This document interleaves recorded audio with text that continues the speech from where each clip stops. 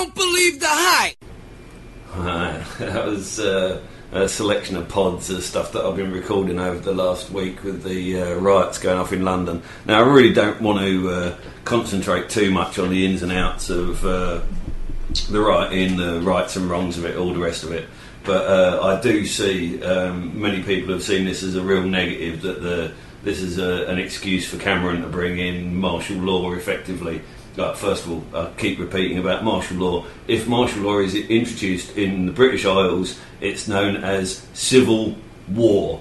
Okay, I want everybody to use that term. Don't use the media hype terms, yeah? That would be civil war, okay? That would mean that the British Army was ranged on the streets of Britain against the civilian population. There is only one name for that, that is civil war. Make sure that Cameron hears that fucking word resonating through the Isles of Britain. Okay, let him know exactly what he is contemplating.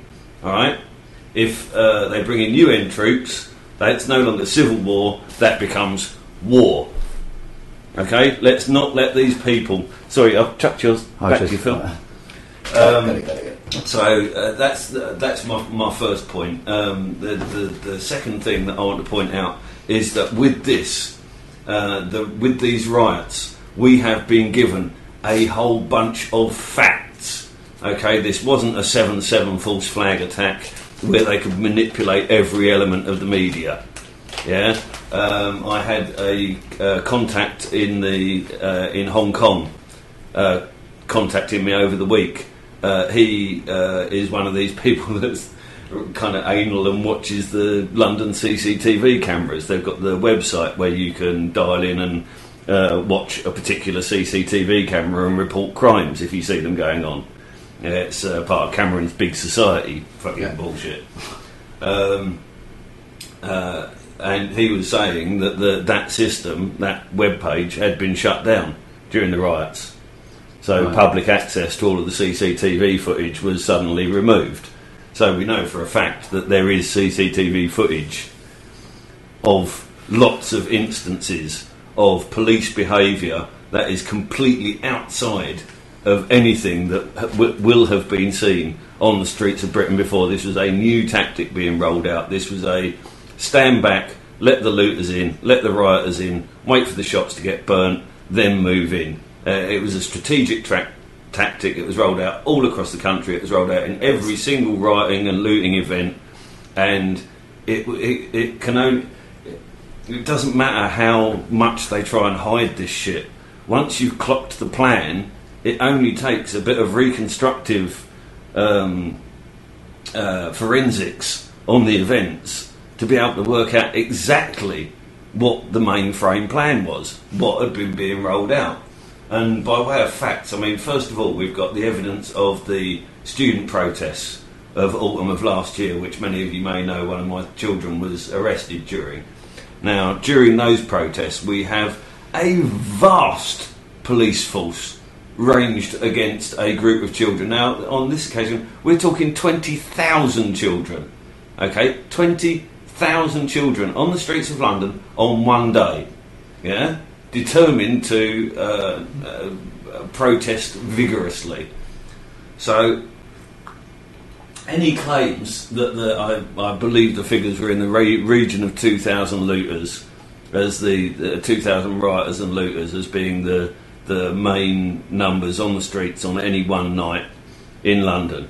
Now, they can't manage to control 2,000 looting youth, admittedly dotted about all over the capital, but largely those instances were linear.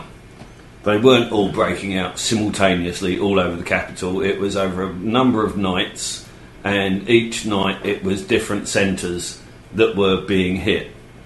We certainly had reports of groups bussing in from outside of most of the areas that were being hit. So this wasn't locals turning on their own shops.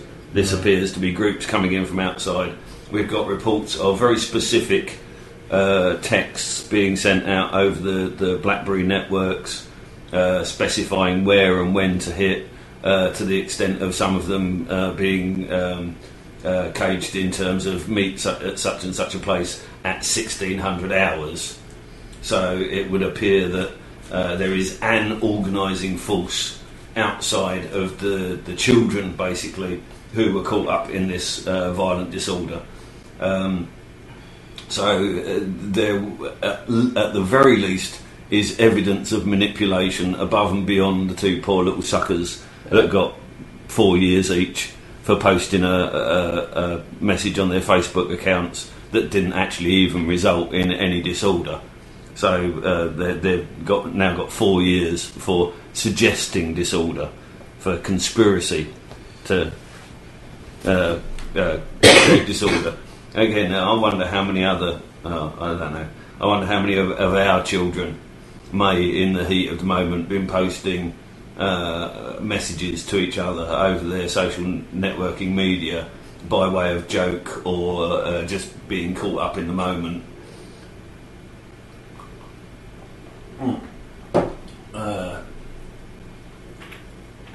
Sorry, I really should stop getting distracted by the chat box. It's terrible. You look over there and you just can't think and read at speak and read at the same time.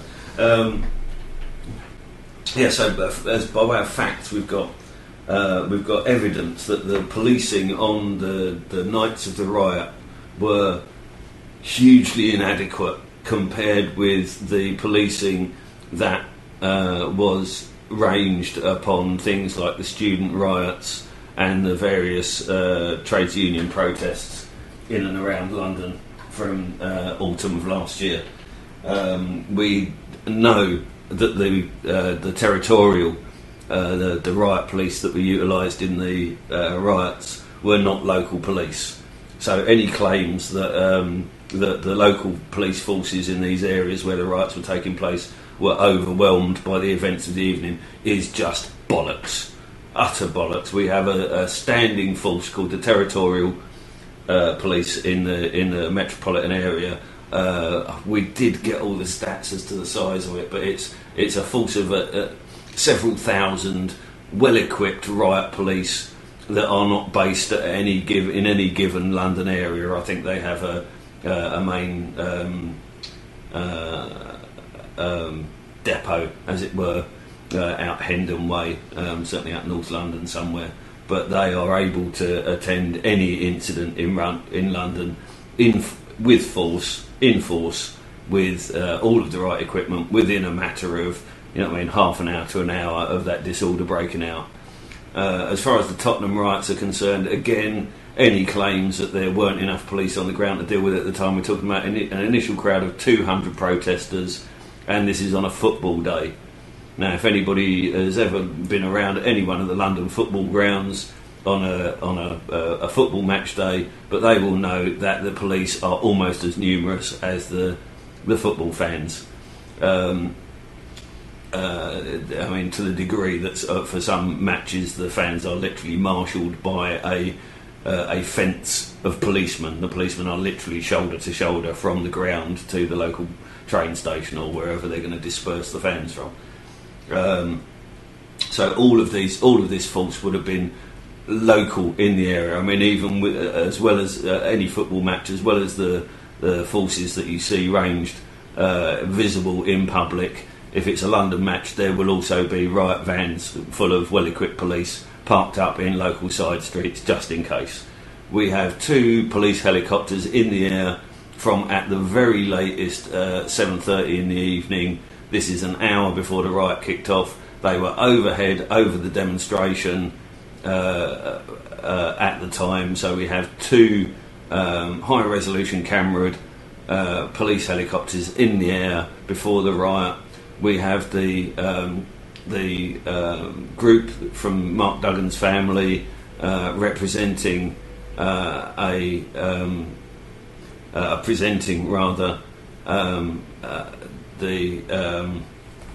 lost my thread. Duggan family. The Duggan family basically went to the police station to report the murder of their son and brother. Now, as far as I'm aware, if you go to report a crime at a police station, the police are duty bound to at least take that report